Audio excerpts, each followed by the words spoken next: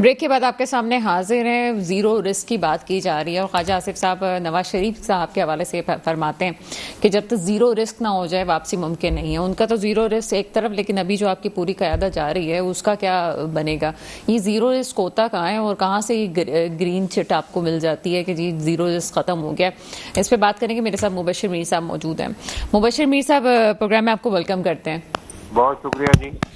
मुबशिर मीर साहब, ये जो सिलसिला अभी चल रहा है कि अभी हमें आगे इलेक्शंस तो होते हैं तो कैंपेन्स चलाती हैं पार्टीज, लेकिन कैंपेन्स नहीं चलती हमें नज़र आ रही है, बल्कि आगे तो हमें सिनेरियो ये नज़र आ रहा है कि ये पार्टी के रहनुमा जो बड़े बड़े हैं, सब लोग जिनके हाथ में वजारतें थी, सारे के सारे इस वक्त जो हैं बाहर छुट्टियों पर जाने वाले हैं आखिरी इतलात तक। और आगे जीरो रिस्क की बात भी करते हैं नवाज शरीफ साहब। किस तरह से देखते हैं इस हवाले इस सारे सिनेरियो को? बहुत शुक्रिया डॉक्टर साहबा।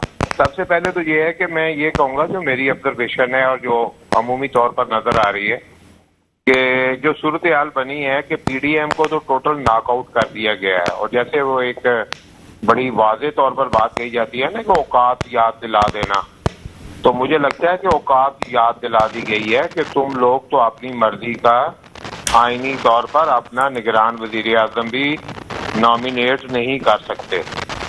आप देखें कि इनको इतनी सख्त इंस्ट्रक्शन थी कि आप कोई लिस्ट जारी नहीं कर सकते।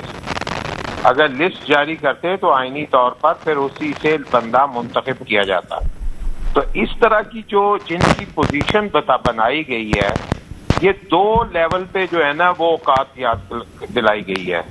एक जो बड़ी क़यादत थी जिसमें नवाज शरीफ साहब और आसिफ जरदारी साहब थे जो दुबई में बड़ी बड़ी मीटिंग्स फरमा रहे थे, और दूसरी जो वजीर आजम और अपोजिशन लीडर थे, तो दूसरे लेवल पे वो लोग थे। तो ये लोग जो जीरो रिस्क की बात कर रहे हैं ये किस बुनियाद पे कर रहे हैं? इनकी तो औकात इस तरह याद दिलाई गई है कि यू आर नथिंग, तुम कुछ नहीं हो। और ये जब इस पोजीशन में इनको खड़ा करके पब्लिक को, अवाम को, पाकिस्तानी अवाम को दिखा दिया गया है कि ये लोग जो हैं किसी लेवल पे नहीं है, ये हमें ये कोई डिक्टेट नहीं कर सकते, ना ही ये मुतालबा करने की ताकत रखते हैं। तो लिहाजा ये तो एक तरह की जो है ना अपनी बगले झांकने वाली बातें हैं। इनका कोई जो है ना वो मुकाम ही नहीं है। मुकाम इनको याद दिला दिया गया है। मुबशिर मीर साहब इतनी सख्त बातें कर रहे हैं तो आपसे तो हम कर ही सकते हैं, किसी पॉलिटिकल लीडर से तो हम बात नहीं कर सकते या किसी सियासी उससे बात नहीं कर सकते। मुझे एक बात बताइए। नजर आ रहा है, देखे मैं अपने पास से तो नहीं कह रहा, नहीं, मैं आपसे उतना ही सख्त कह रहा हूँ ना, मैं उतना ही सख्त आपसे क्वेश्चन पूछ रही हूँ। मुझे ये बताइए कि आगे फिर क्या नजर आ रहा है? जो पीटीआई के खिलाफ इतनी सारी चीजें हुई हैं, उसके लीडर ने जो भी किया वो अलग बात है, वो गलत हुआ था, लेकिन अभी जो एक पार्टी को साइडलाइन किया गया है, पंजाब की सूरत हाल बड़ी इस वक्त दिलचस्प है। आगे क्या आपको नजर आता है? अगर पीपल्स पार्टी तो हमें नजर आ रही है ग्राउंड में, लेकिन पीपल्स पार्टी के साथ कौन गवर्नमेंट बनाएगा फिर पंजाब में? क्या आपको लगता है कि पीटीआई को वापस लेके आ जाएंगे? मुझे तो नहीं लगता कि पीपल्स पार्टी आपको कहाँ नजर आई है। लाहौर में कहीं नजर आती है आपको पीपल्स पार्टी? सर, ये वही फैसला साजों के लिए कह रही हूँ जिस फैसला साजों की स्क्रिप्ट की बात कर रहे हैं ना हम लोग। भाई मैं तो लाहौर को थोड़ा सा जानता हूँ, तो आप ज्यादा जानती होंगी। लाहौर में कहीं पीपल्स पार्टी नजर आती है आपको? लाहौर का कोई काउंसलर भी पीपल्स पार्टी का है? तो आप मुझे बताएं कि मुझे तो ये पूरे के पूरे ही नजर नहीं आ रहे कहीं पे। सर, ये कहीं पे भी नहीं है, पंजाब में तो बिल्कुल भी नहीं है। आप देखें ना, अभी आप देखें इतनी मुश्किल सूरत हाल। नहीं सर, मेरी बात समझने की कोशिश करें। मुझे तो पता है कि नहीं है, लेकिन मैं आपसे जो कहना चाह रही हूँ कि इनको जिसको फैसला साजों को लाना होता है, जो आपने जिसका कहा कि औकात याद दिला दी है उन लोगों ने, ये फैसला साजी वो लोग कर रहे हैं, वो तो अब कहीं ना कहीं एक सॉफ्ट कॉर्नर तो पीपल्स पार्टी के लिए है कि इनको पंजाब में थोड़ी सी सीटें देनी है। तो कोalition हुकूमत तो होगी, किसी एक की गवर्नमेंट तो नहीं बन सकती पंजाब में। आपको क्या लगता है कि किसके साथ गवर्नमेंट बननी है? मेरा ख्याल है कि अभी इलेक्शन जो है वो तो 90 डेज जो इन्होंने 3 दिन या 1 दिन पहले अब अपनी खत्म की हैं हुकूमतें, अपनी पार्लियामेंट डिसॉल्व की है, तो 90 डेज का जो है ना वो प्रोविजन लिया है। तो अभी तो 90 डेज प्लस 90 डेज वाली बात जो है उसके बाद देखा जाएगा, क्योंकि अभी तो इलेक्शन कमीशन जो नजर आ रहा है इलेक्शन कमीशन नई हल्का बंदियों पे काम शुरू करेगा। ठीक है, तो नई हल्का बंदियां कितनी देर में वो मुकम्मल करता है, फिर उसके बाद जो है वो क्या पोजीशन देता है कि हाँ जी अब वो इलेक्शन कराने की पोजीशन में है या नहीं है, तो ऐसी सूरत हाल में तो हमें नहीं नजर आ रहा कि मसलन अगर मैं बहुत ही सेफ साइड पे जाऊं तो मुझे मार्च से पहले तो नहीं नजर आ रहे। जी ठीक है। तो अच्छा, मार्च से पहले तो ये कहीं नजर नहीं आ रहे। तो मार्च तक क्या सिचुएशन हो जाएगी, इकोनॉमी कहाँ खड़ी होगी, ये हमारी रीजनल पॉलिटिक्स जो है वो कहाँ पे खड़ी होगी, और दीगर और इसके जो रिलेटेड चीजें हैं वो कहाँ पे खड़ी होंगी, और ये खुद पार्टियों के अंदर क्या पोजीशन हो चुकी होगी, ये हमें नहीं पता अभी तक। ये बहुत अभी लंबा सफर है, 8-10 महीने। बिल्कुल, ये सफर तो तवील है, लेकिन एक पॉइंट जो मैं आपकी जुबान से सुनना चाह रही हूँ, पीटीआई का मुस्तकबिल क्या होगा? क्या आपको भी लगता है कि ये भी पहले कहने वाली बात है, ये आगे हमें सूरत हाल अभी नजर आएगी, हो सकता है कि कोई सॉफ्ट कॉर्नर पैदा हो जाए और आगे चीजों को लाया जाए? देखें, एक चीज तो ये है कि देखें, जो ताकत होती है ना उसकी एक अना होती है। तो ताकत की अना जो है ना वो मेरा ख्याल है कि वो नुकसान भी पहुंचाती है। ठीक है, एक वक्त तक जो है ना वो वर्क करती है, उसके बाद उसे जो है ना वो मेरा ख्याल है कि कम अज कम जो है ना वो वर्केबल होना चाहिए, इस लिहाज से कि रियासत को सामने रखते हुए। इस वक्त हमने जो देखा है पिछले एक हफ्ते के अंदर, और खासतौर पर 14 अगस्त के आसपास की जो रिपोर्टिंग जो रूटीन में कन्वेंशनल लेवल पे नहीं, ना ही रेगुलर मीडिया पे, लेकिन अदरवाइज हमने जो ऑब्जर्व की है, तो उससे लगता है कि बहरहाल वो सिचुएशन ऐसी है कि इस पार्टी से बात करनी चाहिए। अगर आप कहते हैं कि दुनिया की दीगर आप इदारों से बात करने के लिए तैयार हैं, तो अपने मुल्क की पार्टी के लिए भी बात करनी चाहिए। ये जो 5th जनरेशन वॉर की सिचुएशन है, इसको हमें वापस लेके जाना चाहिए अपनी रियासत की बका और सलामती के लिए। ये ना देखें कि मतलब ये कौन बंदा है, आप ये देखें कि पब्लिक जो है ना वो कहाँ पे चली गई है। लेकिन मुबश्शिर मीर साहब, जहाँ पे रियासत का मफहूम बदल जाए वहाँ पे आप किस तरह से चीजों को डिफाइन करेंगे? आपको लगता है कि नई नस्ल को ये पता हो कि रियासत होती क्या है? हम तो रियासत कुछ और ही समझते हैं ना। जी, वो ठीक है, हम समझते हैं कि रियासत जो है वो हमें जो आइन के मुताबिक है वही हम रियासत को समझते हैं। लेकिन जो आप जब 14 करते हैं ना कि आपने सारे हुनर आजमा लिए हैं, सारे अपने हुनर आजमाए हैं, लेकिन अवाम जहाँ पे आपको नजर आ रही है, तो लिहाजा आप रियासत की बका, सलामती और आगे पाकिस्तान को बढ़ना है, पाकिस्तान की खातर आपको बात करनी पड़ती है। तो लिहाजा इसमें अनाज एक कुशन चाहिए ना, तो कुशन अभी आ गया है। निगरान हुकूमत एक कुशन है, उस निगरान हुकूमत को जो है वो यूटिलाइज करना चाहिए for the negotiation between the political parties and political groups. उसके अंदर जो है वो अना नहीं होती, उसके अंदर अना नहीं होनी चाहिए, उसके अंदर आपको निगोशिएट करके आगे का रास्ता निकालना चाहिए। आप बंद गली में नहीं लेके जा सकते रियासत को। लिहाजा इस सूरत हाल को देखते हुए निगरान हुकूमत एक नए लोग हैं, नए लोगों का कोई वो नहीं है, वो एक अना नहीं है। पिछली गवर्नमेंट की अना हो सकती है, लेकिन निगरान हुकूमत की कोई ऐसी अना नहीं हो सकती, बेशक वो 6 महीने में। साहब, हम हमेशा तनकीद का निशाना बनाते हैं एस्टेब्लिशमेंट को। आपको क्या लगता है कि एक मुसलमा हकीकत है, इससे इनकार नहीं किया जा सकता कि 1947 से लेके अब तक एक रोल रहा है, और भले से जो लोग लाने वाले थे हाइब्रिड सिस्टम को वो भी रिटायर हो चुके हैं, उसके बावजूद भी हमें एक रोल नजर आता है। क्या वजूहात लगती हैं आपको? क्या जमहूरी कुव्वतें इस काबिल हैं कि वो खुद ऐसे इकदाम करें कि एस्टेब्लिशमेंट या ऐसी कोई भी चीज़ जो सिर्फ एक इदारा है उसको पीछे किया जा सके और जमहूरियत का वाकई पाकिस्तान में कोई स्टैंड हो सके? या आपको लगता है कि ऐसी ही चीज़ें चलती रहेंगी? नहीं, देखें, पाकिस्तान में अनफॉर्चुनेट कह लें या हालात का जबर कह लें कि हमारी एस्टेब्लिशमेंट ने बराह रास्त हुकूमत का मजा चखा हुआ है। अब वो मजा जो है उसको ज्यादा इंजॉय कराता है, इसलिए वो बार बार जो है ना उसमें पार्टिसिपेट करते हैं। पॉलिटिकल मामलात के अंदर जो है वो दखल अंदाजी उनकी आती है, जबकि उनका हलफ ये कहता है कि वो सियासत में नहीं आएंगे। तो लिहाजा वो जो उन्होंने बराह रास्त हुकूमत 4 दफा की है ना, वो उस तरफ उनको ले जाती है। ये उन्हें खुद अपने ऊपर जो है ना वो पाबंदी लगानी पड़ेगी, कोई और नहीं लगाएगा। जो दुनिया की कौमों ने तरक्की की है ना, वहां पे हर एक ने अपने अपने एम्बिट में रहना सीखा है। पार्लियामेंट ने अपने एम्बिट में रहना सीखा है, अदलिया ने अपने एम्बिट में रहना सीखा है। तो लिहाजा मिलिट्री एस्टेब्लिशमेंट को भी अपने एम्बिट में रहना सीखना चाहिए। उन्हें भी जो है ना वो तारीख से सबक लेने चाहिए।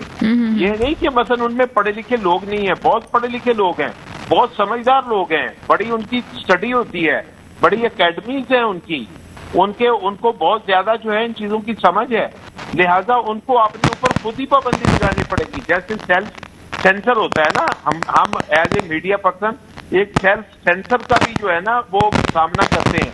क्या मेरे मुंह से ऐसी बात निकलनी चाहिए, क्या मेरी कलम से ऐसी चीज जो है वो तहरीर में जानी चाहिए? तो ऐसा ही सेंसर उनको अपने ऊपर भी लगाना चाहिए। और ये अपनी खातर नहीं है, ये पाकिस्तान की रियासत की खातर है, पाकिस्तान की अवाम की खातर है। देखिए रियासत में क्या चीज होती है, उसमें अवाम होते हैं और टेरिटरी होती है। फिर उसके बाद तीसरी चीज होती है उसका निजाम, जो इंसाफ पे मबनी होना चाहिए।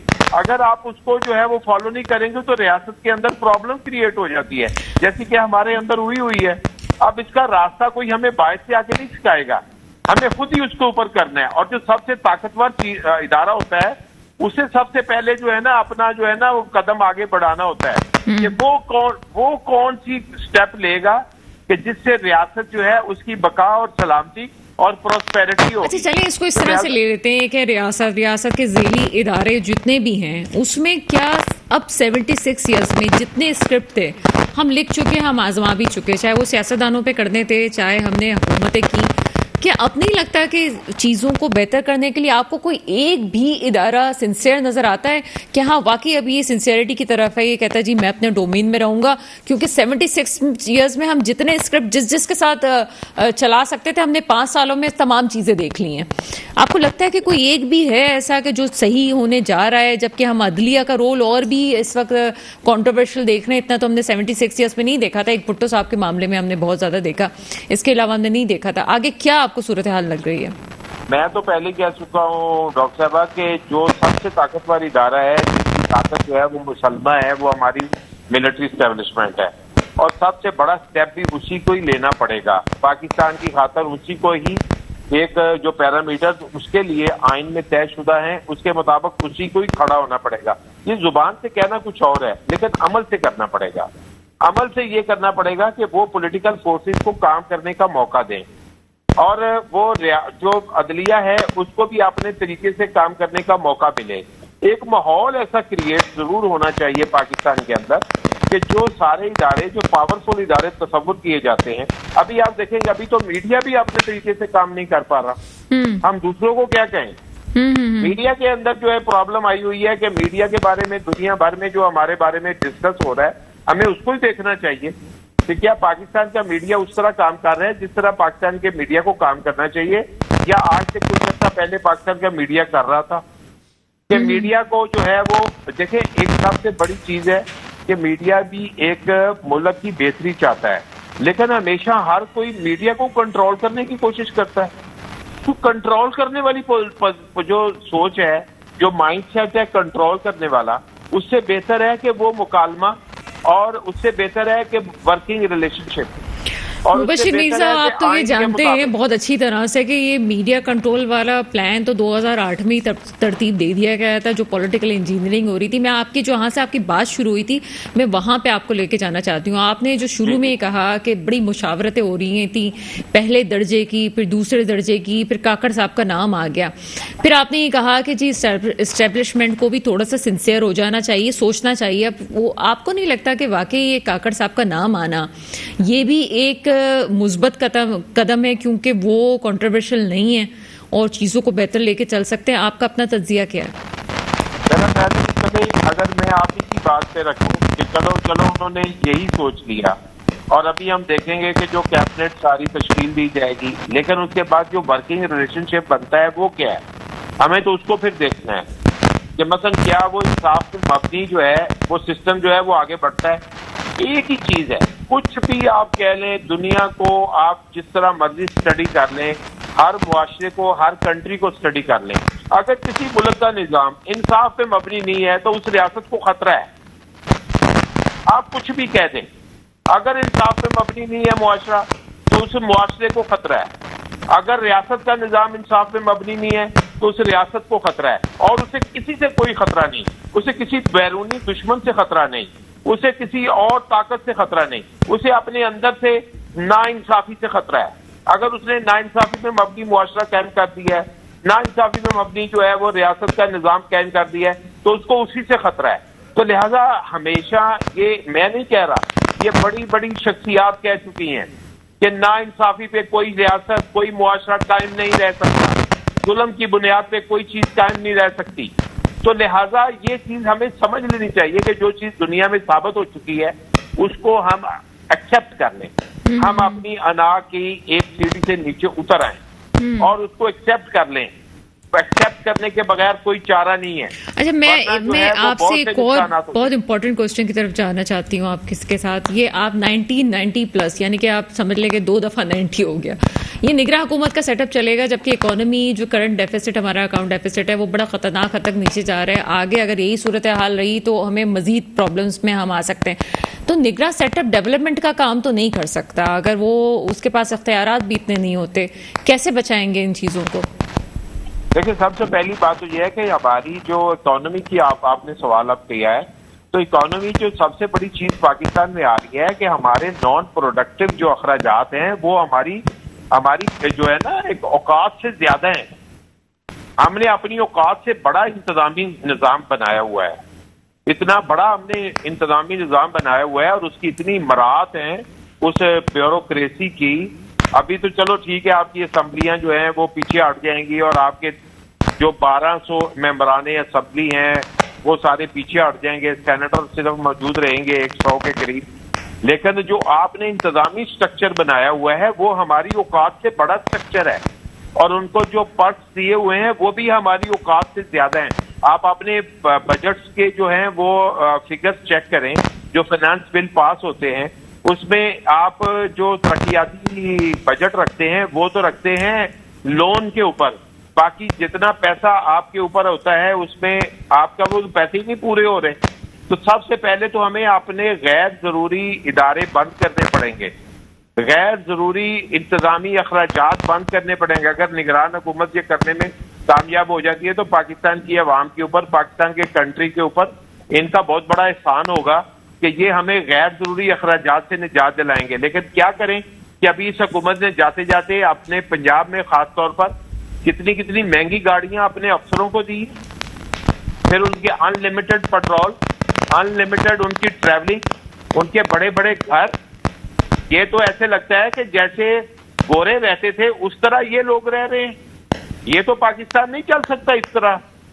आप मुझे बताएं, बरतानिया का वजीर आजम कितने बड़े घर में रहता है और पाकिस्तान का वजीर आजम कितने बड़े घर में रहता है? फ्रांस का आप अपना कोई भी यार, बरतानिया का या अमेरिका का जो मिलिट्री एस्टेब्लिशमेंट है उनकी आप देखें, वो उनके घर कितने बड़े हैं और हमारे लोगों के घर कितने बड़े हैं। हमारे बिल्कुल बड़ा इंपॉर्टेंट पॉइंट है। मुबशिर मीर साहब हमेशा जब बात करते हैं तो बड़ी सख्त बात करते हैं और सब बहुत शुक्रिया सर आपका। लेकिन सख्त बात ये भी है कि चीन से आप सबक लेते हैं, चीन को आप जो है वो अपना आइडियल बनाते हैं। चीन की काबीना 17 अफराद पर मुश्तमिल है, आपकी 88 अफराद पर मुश्तमिल है। आपकी काबीना इतनी बड़ी है और नॉन प्रोडक्टिव बजट की बात की तो आपकी जो पेंशन में जितनी रकम जाती है और जितनी आपकी मराहत में जा रही है वो तो आपका उसका अंदाजा भी नहीं है कि आम पाकिस्तानी सोच भी नहीं सकता कि आपकी इनकम का कितना बड़ा हिस्सा जो है वो उसमें जा रहा है जिसमें आप कुछ कमा ही नहीं रहे हैं। लेकिन इसको हम कम करने के लिए भी तैयार नहीं है। हमारी निगरान हुकूमत के सेटअप में भी बहुत सारे लोग आएंगे, लेकिन जो पहले भी 16 माह जो महंगाई का राख अलापते नहीं थके थे, उन्होंने भी जो फौज क्रिएट की थी, उस फौज के बाद उनकी 1200 फैमिली और फिर होते होते होते जो बजट पाकिस्तान के खसारे में जा रहा है, खुदारा इसका भी ख्याल कर लीजिए वरना पाकिस्तानी कौम तबाह हो जाएगी। यहाँ पे वक्त है छोटा सा ब्रेक के बाद आपके सामने हाजिर होते हैं। ब्रेक के बाद आपके सामने हाजिर हैं। ये 16 माह की गवर्नमेंट में आप पहले से पीडीएम का नाम ले लेंगे, पीडीएम की गवर्नमेंट थी, लेकिन हकीकत यह है कि मुस्लिम लीग नून जो है वो सीट पे थी। अगर आगे के फैसलों पे मुस्लिम लीग नून ये जिम्मेदार ठहराती कि तमाम जमातें हमारे साथ मौजूद थी और हमने फैसले किए थे, तो मेरा ख्याल है कि मुस्लिम लीग नून अवाम को कम से कम इस बात का जवाब नहीं दे सकती। बाबर अनवर साहब PMLN से मेरे साथ मौजूद है। सर, प्रोग्राम में आपको वेलकम करते हैं। जी थैंक यू। बाबर अनवर साहब, सबसे पहले तो ख्वाजा आसिफ साहब के बयान पे बात कर लेते हैं। जीरो रिस्क की बात की है, किस तरह से डिफाइन करते हैं जीरो रिस्क को? किस किस्म का रिस्क है? आपके जो रहनुमा हैं उनको तो यहाँ पे आना है और मुकदमात को फेस करना है, तो ये रिस्क वाली बात कैसे है? ये तो कानूनी अमल है पूरा। जी बिल्कुल, आप सही कह रही हैं, कानूनी अमल है, लेकिन जिस तरह के फैसले 2017 से हमारे अगेंस्ट आ रहे हैं तो उससे तो आपको बहुत अच्छी तरीके से अंदाजा है कि हमारा जीरो रिस्क फैक्टर से मतलब क्या है कि अभी भी आप देखें सुप्रीम कोर्ट जिस तरह के फैसले दे रही है और मजीद आने वाले कुछ दिनों में जिस तरह के वो फैसले देगी, जो हम रीड कर रहे हैं as being a political party, तो उस हिसाब से तो हमें अपनी सारी सिचुएशन को देख के, समझ के और सोच समझ के सारे स्टेप्स लेने।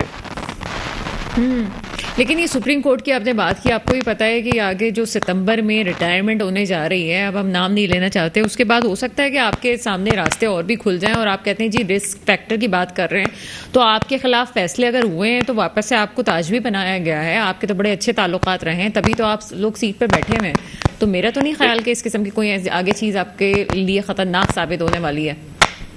देखिए, पॉलिटिक्स में कोई भी चीज एंड नहीं होती है और हर एंड के बाद एक शुरुआत होती है। रही बात, आप अगर जो भी लोग इस वक्त बैठे हुए हैं, जो फैसले हमारे हक में नहीं आ रहे और पिछले 2017 से जिस तरीके से वो हमें ट्रीट किया जा रहा है, वो तो सबके सामने है। मेरे ख्याल में इस बारे में बताने की जरूरत नहीं है। और अभी भी मजीद आप देखिए, एक ही दिन में पाकिस्तान में कभी ऐसे पहले नहीं हुआ एक ही दिन में कि 200 मुकदमों में एक साथ एक ही आदमी को एक ही वाकये की कोर्ट में बेल दे दी जाती है, उसको अरेस्ट करके उसकी। लेकिन बाबर अनवर साहब, पाकिस्तान में कभी ऐसा नहीं हुआ, लेकिन पाकिस्तान में ये भी नहीं हुआ कि जितनी फुर्ती से कवानीन भी पास करवाए गए आपकी गवर्नमेंट में। दोनों चीजें हुई है ना, अगर आपकी एक चीज हक में हो रही है तो आपने भी तो इक़्तिदार का मजा लिया है ना। बिल्कुल, देखिए पार्लियामेंट का काम है कानून साजी करना, और हम अपना कानून साजी करें तो प्रॉब्लम है, अगर हम लोग कानून साजी ना करें तब प्रॉब्लम है। मुझे समझ नहीं आ रही तो फिर हम करें तो क्या करें। सर, आप आवाम के फलाह और बहबूद के लिए काम करें, महंगाई का खात्मा कर दें तो वोट आप ही का होगा। आगे सवाल करते हैं सर, इस वक्त जो चीजें चल रही हैं उसमें इम्पोर्टेंट ये है कि आपकी पॉलिटिकल कैंपेन हमें नजर आनी चाहिए थी, लेकिन इस वक्त आपकी पॉलिटिकल कैंपेन जो है वो अभी हमें नजर नहीं आ रही। हालांकि आगे जो है वो इलेक्शंस होंगे, 90 दिन में होते हैं या 90 प्लस पे चले जाते हैं, लेकिन इलेक्शंस कैंपेन के लिए क्या कोई स्ट्रेटजी बताई गई है पार्टी की तरफ से, या अभी मामला बिल्कुल ठंडा चल रहा है? देखिए, अभी तो गालिबन 2-3 दिन ही हुए हैं। अभी कल ही निगरान का प्राइम मिनिस्टर ने ओथ लिया है, तो अभी हमारे चेयरमैन साहब हमें इंस्ट्रक्शंस फॉरवर्ड करेंगे कि अब हमने आगे इलेक्शन में किस तरह जाना है और किस तरह की उसकी कैंपेनिंग करनी है। और इंशाल्लाह ताला अल्लाह ने चाहा तो 90 दिन के अंदर अंदर इलेक्शन होंगे। आई एम वेरी होपफुल, और आप सब लोग भी होपफुल होने चाहिए कि 90 दिन के अंदर इलेक्शन हो जाए और एक मजबूत हुकूमत बने, ताकि ये सारे मसले मसाइल जो हमारे मुल्क के हैं वो larger interest for our country वो सेटल हो सके और मसलों का हल हो। बाबर अनवर साहब, आप वाकई मुस्लिम लीग नून ये चाहती है कि 90 दिन में इलेक्शंस हो? क्योंकि अगर 90 दिन में इलेक्शंस होते हैं तो वो जो आपके सुप्रीम कोर्ट के मामलात हैं, जो कि जिसकी वजह से जीरो रिस्क कहा जा रहा है, ये तो हल नहीं होना है 90 दिन में। तो क्या आप वाकई विलिंग है कि 90 दिन में इलेक्शंस हो जाए? देखें, वो जो सुप्रीम कोर्ट के साथ जो हमारे मामलात हैं, जिसको हम जीरो रिस्क फैक्टर कह रहे हैं, वो एक अपनी जगह एक चीज है, और इलेक्शन में हमने जाना है वो हमारी अपनी जगह एक दूसरी चीज है। तो हम बिल्कुल इस चीज से घबरा नहीं रहे। हमने 2017 से जो हमारे साथ हुआ है, किसी और पॉलिटिकल पार्टी के साथ पाकिस्तान में शायद इस तरह का नहीं हुआ। हमारे सारे लीडरान जेलों में गए हैं और काफी टाइम जेलों में रहे हैं, और कुछ तो ऐसे लीडर भी हैं जिन पे तो कोई चार्जशीट भी फाइल नहीं की और 6-6 महीने जेल रख के उनको छोड़ दिया गया। बात यह है कि हम बिल्कुल नहीं डर रहे, हम बहुत कंफर्टेबल हैं। हम इंशाल्लाह ताला इलेक्शन की प्लानिंग कर रहे हैं और अल्लाह ने चाहा तो जल्द से जल्द इलेक्शन होंगे। अब इलेक्शन कराना ना कराना अब तो इलेक्शन कमीशन का दायरेकार आ चुका है ना। अच्छा बाबर अनवर साहब, इस बात से तो कोई इनकार ही नहीं है कि आपकी लीडरशिप में नवाज शरीफ साहब वो वाहिद हैं कि जो पाकिस्तान में अगर सियासत में किसी को मात दे सकते हैं तो इस वक्त आपकी पार्टी में वो वाहिद शख्सियत हैं जो मात दे सकते हैं। उनके आए बगैर या उनके जो है केसेस ख़त्म किए बगैर आपकी पार्टी की नुमाया कारकर्दगी अगले इलेक्शंस में होती हुई नज़र नहीं आएगी। क्या इस बात को आप लोग तस्लीम करते हैं कि ऐसा ही है? देखें, हमारी पार्टी का नाम ही पाकिस्तान मुस्लिम लीग नवाज है, और नवाज जब तक खुद आएगा तो उसका एक अलग लेवल होता है, उसकी एक अलग अपना लोगों का उनसे प्यार है, वो लोगों का एक अलग किस्म का जुनून होता है। तो इंशाल्लाह ताला वो आएंगे। जाहिर सी बात है, एक पॉलिटिकल पार्टी का लीडर ना हो तो उसको पॉलिटिकल पार्टी का फर्क पड़ता है, लेकिन हमने 2018 के इलेक्शंस भी उनकी मतलब सपोर्ट के बगैर लड़े हैं, और हमें पता है कि उस इलेक्शंस को किस तरह लड़ना है। लेकिन हमारी दिल से ख्वाहिश है, हमारे पार्टी के कायद हैं और उन्होंने जितना इस मुल्क के लिए जितना बर्दाश्त किया है शायद ही किसी और इंसान ने किया होगा। तो हमारी दिल से ख्वाहिश है कि वो जल्द से जल्द पाकिस्तान आए और हम एक स्टेबल पाकिस्तान की तरफ जाएं, इलेक्शन लड़ें, वो हमारी दिल से ख्वाहिश है कि चौथी अच्छा, दफा प्राइम बिल्कुल मिनिस्टर आपकी ऑफ ख्वाहिश पाकिस्तान है और बने। यकीनन तमाम लोगों की होती है अपनी पार्टी के लीडर से मोहब्बत, एक फितरी बात है। लेकिन साथ ही साथ क्या इस बात का आपको इल्म है कि आपकी पार्टी के आला ओहदेदारान जो अभी सेटअप में मौजूद थे 16 माह में, वो किसी ना किसी वजह से बाहर भी जा रहे हैं? क्या आपको नहीं लगता कि इससे कोई फर्क पड़ेगा? आप देखिए, कोई फर्क तो नहीं पड़ेगा। कोई किसी वजह से अगर बाहर जा रहा है तो इससे कोई सच फर्क नहीं पड़ना है, क्योंकि पार्टी एक बंदे से नहीं चलती। पूरी पॉलिटिकल पार्टी का मतलब ये है तो सिर्फ पूरी पार्टी बहुत नहीं सारे है ना, रहनुमाएं। आपकी तो पार्टी का लीडर भी बाहर है, पार्टी के और लोग भी बाहर जा रहे हैं, तो क्या आपको लगता नहीं कि मुझे अंदाजा नहीं है इस बात का कि कौन से लीडर बाहर जा रहे हैं। अगर शहबाज शरीफ की बात करें कि अपनी वाइफ के इलाज के लिए जा रहे हैं, तो आई डोंट थिंक सो कि वो 10-12 दिन से ज्यादा बाहर रहेंगे। ही विल कम बैक इंशाल्लाह। अनवारुल हक काकड़ साहब के मामले में क्या कहते हैं? सारे मशवरे जो है वो धरे के धरे रह गए। नो डाउट बड़ा अच्छा नाम आया है, लेकिन आया तो कहीं और से है, मुस्लिम लीग नून या पीपल्स पार्टी की तरफ से या राजा रियाज साहब की तरफ से तो नहीं आया। किस तरह देखते हैं इस मामले को? क्या ये देखते हैं कि जिसको फैसला सुनाना था उसने सुना दिया? मैं इस मामले को इस तरह देखता हूं कि हमारे मुल्क को बहुत ज्यादा जरूरत है इस वक्त स्टेबिलिटी की तरफ जाने के लिए, और हम किसी भी नाम या किसी भी वजूहात की वजह से वापस एक महाज ना खोलें तो ज्यादा बेहतर है। क्योंकि इस वक्त मुल्क की जरूरत क्या है? स्टेबिलिटी। इस वक्त मुल्क की जरूरत इलेक्शन है। इस वक्त मुल्क की जरूरत है कि 2/3 मेजोरिटी के साथ एक थम्पिंग हुकूमत आए ताकि मुल्क के मसले मसाइल हल हो सके। मजीद आने वाले दिन चलिए आपकी बात को, क्योंकि वक्त कम है, मैं आपसे बहुत इंपॉर्टेंट क्वेश्चन पूछना चाहती हूँ। आपको लगता है कि आपकी गवर्नमेंट 2/3 मेजोरिटी से आगे आ सकती है? क्यों नहीं आएगी? इंशाल्लाह हम 2/3 मेजोरिटी पूरी लेंगे इंशाल्लाह। आप देखेंगे आने वाले दिनों में।